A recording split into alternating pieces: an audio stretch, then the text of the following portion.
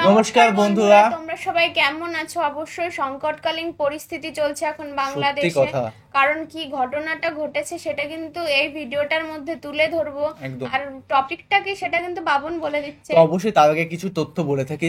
দেখো, উড়িষ্যা থেকে প্রচুর জল বাংলাদেশে ঢুকছে, কুমিল্লা, বরিশাল এই সম্পূর্ণ জায়গায় এমন ভাবে বয়ে যাচ্ছে, মানে একটা স্বস্তি বা মানে মানুষ দেখে সত্যি ভয় পাবে যে এতটা জল উঠছে অনবরত। মানে কয়েকটা জাস্ট ভিডিও দেখার পর এক একটা মুহূর্তের মধ্যে মানুষজনের স্বপ্ন সব চুরমার হয়ে যাচ্ছে। যেখানে জল ছিল না সেখানে কয়েক মিনিট পর সেখানে সাগর মনে হচ্ছে, এরকম একটা বিষয়।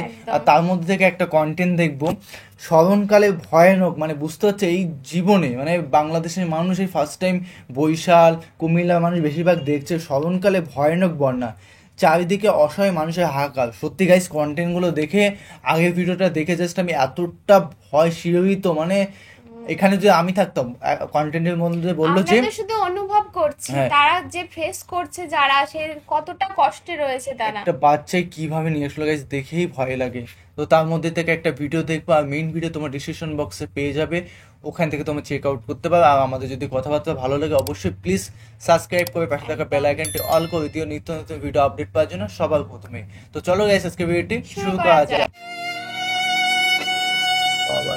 ভারী বৃষ্টি ও ভারত থেকে আসা পাহাড়ি ঢলে স্মরণকালের ভয়াবহ বন্যার কবলে ফেনী, নোয়াখালী, কুমিল্লা, খাগড়াছড়ি সহ দেশের 8টি জেলা, মহুরী, গগুয়া ও সিলোনিয়া নদীর বন্যা নিয়ন্ত্রণ বাঁধের ভাঙন স্থান দিয়ে প্রবল বেগে পানি ঢুকতে থাকায় একের পর এক ডুবে যাচ্ছে জনপদ। সম্পদ নয়, এখন প্রাণ বাঁচানোই মুখ্য বিষয়। সত্যি কথাই, পরিস্থিতির অবনতি হওয়ায় বিদ্যুৎ বিচ্ছিন্ন হয়ে পড়েছে লাখ লাখ মানুষ, সেই সঙ্গে সব ধরনের যোগাযোগও বিচ্ছিন্ন হয়ে পড়েছে। এতে চরম দুর্ভোগে বন্যা কবলিত এলাকার বাসিন্দারা। বন্যার পানিতে ভেসে গেছে পুকুরের মাছ, ফার্মের মুরগি, গরু ছাগল সহ গবাদি পশু, নষ্ট হয়ে গেছে ফসলের ক্ষেত, নেই বিশুদ্ধ খাবারের পানি। পানির উচ্চতা বেড়ে কোথাও কোথাও বাড়ির দ্বিতীয় তলা পর্যন্ত উঠে গেছে। বিগত 40 বছরেও এমন বন্যা কেউ দেখেনি। পানির মধ্যে অসহায় দৃষ্টিতে তাকিয়ে থাকা এক শিশুর ছবি দেখে যে সে ইমোশন হয়ে যাবে। নিষ্পাপ শিশুর হৃদয়স্পর্শী চাহনি বুঝিয়েছে এমন আকস্মিক বন্যার কাছে কতটা অসহায় হয়ে পড়েছে লক্ষাধিক মানুষ। ড্রামের ভেতর নাতি নাতনিদের বসিয়ে নিরাপদ আশ্রয় নিতেও দেখা গেছে এলাকার বাসিন্দাদের।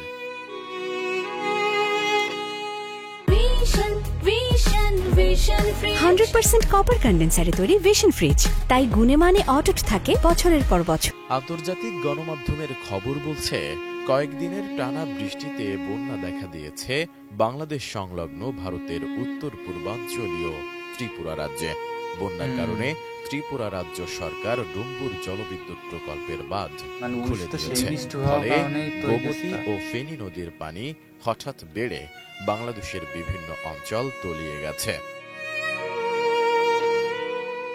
এদিকে বন্যা দুর্গতদের উদ্ধারে সেনাবাহিনীর পাশাপাশি নৌবাহিনী, কোস্টগার্ড, বিজিবি, ফায়ার সার্ভিস ও স্বেচ্ছাসেবীরা দিয়েছেন।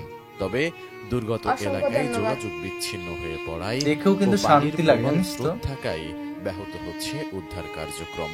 এরই মধ্যে ত্রাণ কাজের জন্য নগদ 1,87,00,000 টাকা, 15,900 মেট্রিক টন চাল ও 15,000 প্যাকেট শুকনো খাবার বরাদ্দ দেওয়া হয়েছে।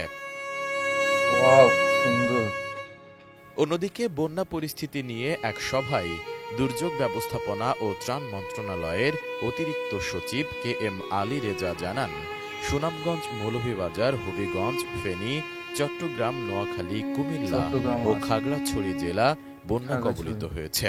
আবহাওয়া সংস্থাগুলোর তথ্য অনুযায়ী আগামী 48 ঘন্টায় দেশের উত্তর পূর্বাঞ্চলের উজানে মাঝারি থেকে ভারী বৃষ্টিপাতের পূর্বাভাস রয়েছে।